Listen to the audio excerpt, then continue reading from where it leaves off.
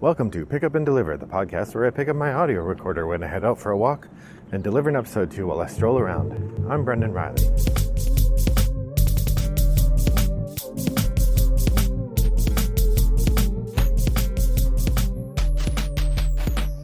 Well, good morning, listeners. It is a lovely day here in suburban Chicago. The sun is out and the weather has turned very nice. I'd say it's in the high 60s or low 70s today, which is just perfect for a nice stroll. I'm heading up to the library to return a couple of movies and a book, and then walking back. And I thought I'd record a couple episodes of the podcast. So, here we are. How's your gameplay going? Mine has been going pretty well the last week or two. I've had a number of new games, which means that it's time for me to record for you Shooting from the Hip Triple Shot. For those of you new to the podcast, Shooting from the Hip Triple Shot is a episode where I talk about three games that I've played recently for the first time, maybe first and second time. And I talk about what I thought of those games. It's a sort of first impression segment in which I give you my first impressions of some games. That's what we're doing today. Let's go. To start with, we tried a new escape room game recently. This is a 2020 game that was given to us by a friend who had played it once and then put it back together. It's called Break-In Alcatraz. Like many escape room games, this game involves a number of series of puzzles and a complicated way of figuring out whether you have the right answer or not.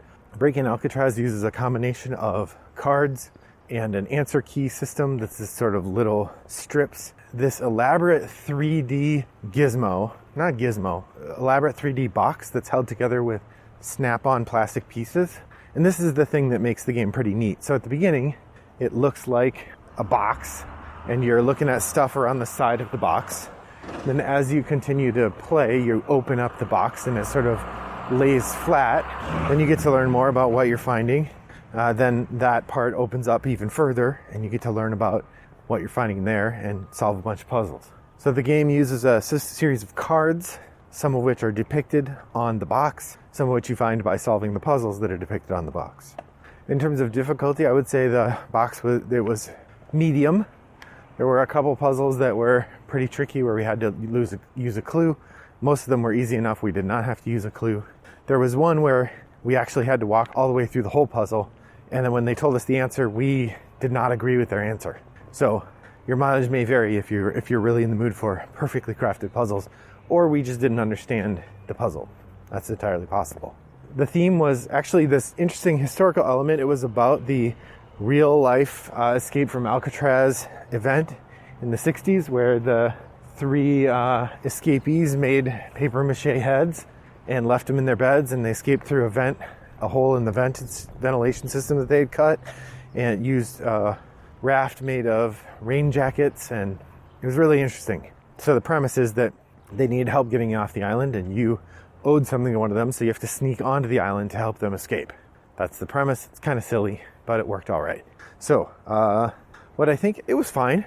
I don't think it rises to the level of an unlock, but definitely as good as Deckscapes that I've played, or better than the Escape the Room games, the Stargazer's Mansion and Dr. Gravely's Retreat. Well, I haven't played Dr. Gravely's Retreat, so I retract that. Overall enjoyable. Better than the MacGyver game, I would say.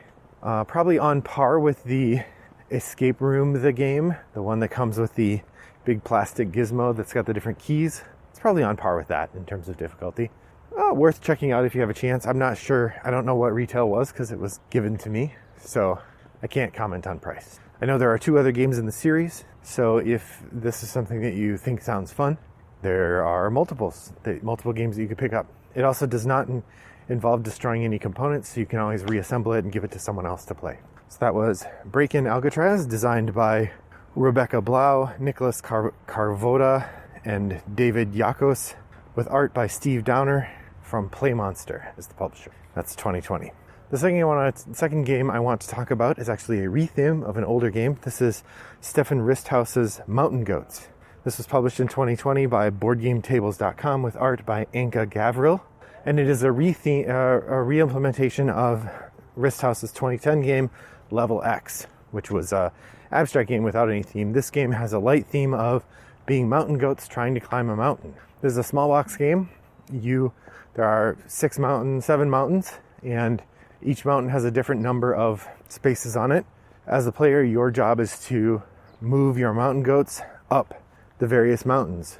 Each turn you're going to roll 4 dice, and you can move your goats in combinations of spaces based on what dice you rolled. And the mountains are numbered 5 through 10. 5, 6, 7, 8, 9, 10.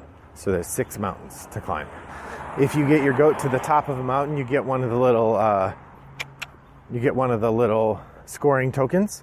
If you're at the top of the mountain and you would get to move the goat up again, you take another scoring token. If another goat gets to the top of the mountain, you go all the way back to the bottom. So there's this sort of constant cycle where you're racing your goats to the top and then they get knocked down to the bottom. Hopefully you get 1 or 2 tokens while you're at the top. If you get 1 of each kind of token, then you get this bonus thing that gives you extra points. And you can only get 1 of those. The first person to get 1 of those gets more points than, say, the second person and then the third person and so on. When we played, I was not able to get 1 of those because by the time I got around to getting a number 10 token, they had all been claimed. And so I wasn't able to actually get a token from the 10th mountain spot. So I could not get you have 1 of each token. And with that was Mountain Goats. It's a pretty simple game. Cute little meeples that look like mountain goats in different colors for different players. Plays relatively easily, not too difficult to play. Plays relatively quickly, not too difficult to play. Good time. So that's Mountain Goats from BoardGameTables.com. And finally, the last game I wanted to mention today is a game that's been on my radar for a while. It is from one of the designers I find most intriguing. This is the 2011 game from Vlada Chvátil with art by John Lani, Chris Raimo, and Mila Vavron, and that is Mage Knight. Now, Mage Knight is, strangely, what's the word I'm looking for? Is an IP game. It is based on a video game of the same name, I think, in which you play these sort of wizardly these warriors roaming around, causing trouble, getting power for yourself. And that's what you're doing in this game too. In Mage Knight, you have a hand of cards, and there's a board, and you move your figure around the board, defeating monsters, ransacking towns and monasteries if you want, and keeps, gaining notoriety for ransacking keeps and towns and monasteries, gaining benefits for helping out by killing monsters or trading with monasteries. Toward the end, these sort of super big cities come up, and those are often occupied by big squads of monsters that need killing. And so taking those out will get you lots of points as well. So the game Mage Knight is a deck building game with a board where you're moving your pieces around, not unlike in a much simpler way, not unlike Clank, where you have a series of cards that offer you a variety of different actions that you can do. You have magical crystals that allow you to amplify the actions on the cards, and you have a limited deck. The idea is on your turn, you can play any number of the cards that you have to move and then take 1 action. Your movement and your action can be augmented by these crystals, and managing the supply of crystals that you have is a particularly complicated piece of the game. You'll get crystals that are one use, that you have one time, and if you don't use them by the end of the round, they go away. There are other crystals where you have them as long as you want them, but then when you use them, they go away. There are a variety of actions that you can do. Each card that you have can be used to amplify one of the maneuvers that you are doing, and then not use it for whatever its base action was. There are also spells that you can acquire and all sorts of stuff. It's a very complicated game. Before I went to play it, I watched 2 how to play videos and about an hour of a playthrough video. So for a total of about an hour and a half of video watching so that I would understand the game when it was time to play. And we still spent some time looking through rule books and stuff. Our 2-player game took roughly 4 hours to play and ended up coming down to a very narrow score differential that was decided on how many wounds we had left in our cards, which was, I ended up winning because I did not have any wounds. So it was a very, very, very close game. So what can I say about this? You all know me. You know I love a complicated game. And Mage Knight is very complicated.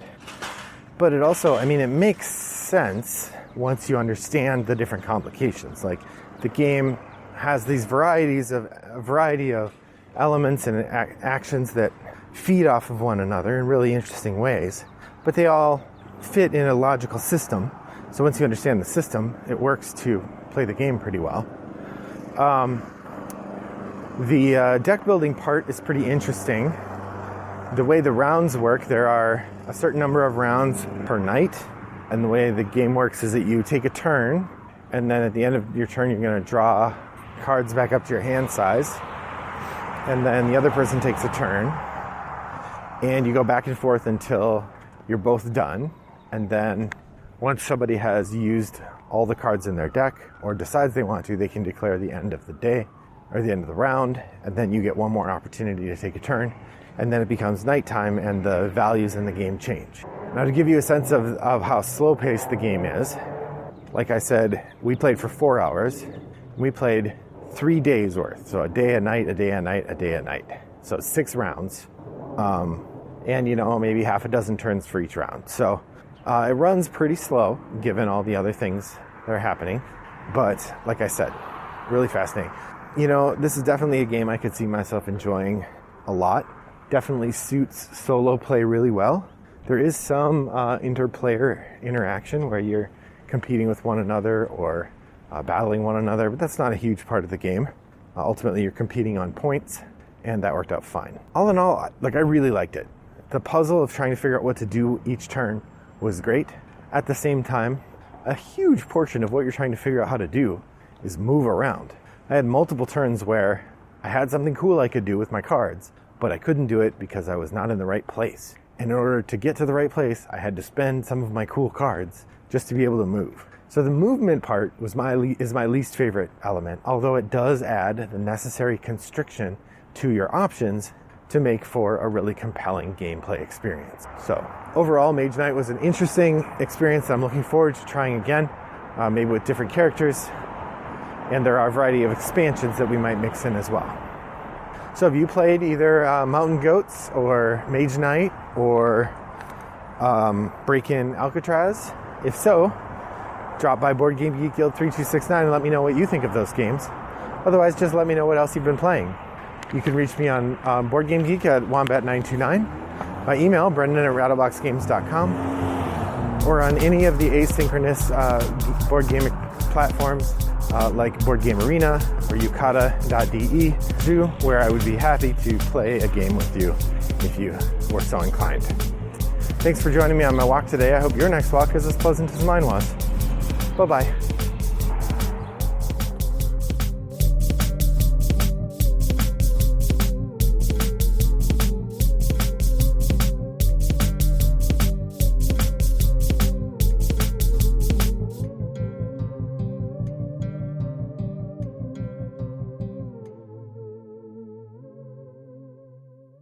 Well, good morning, listeners. It is a lovely...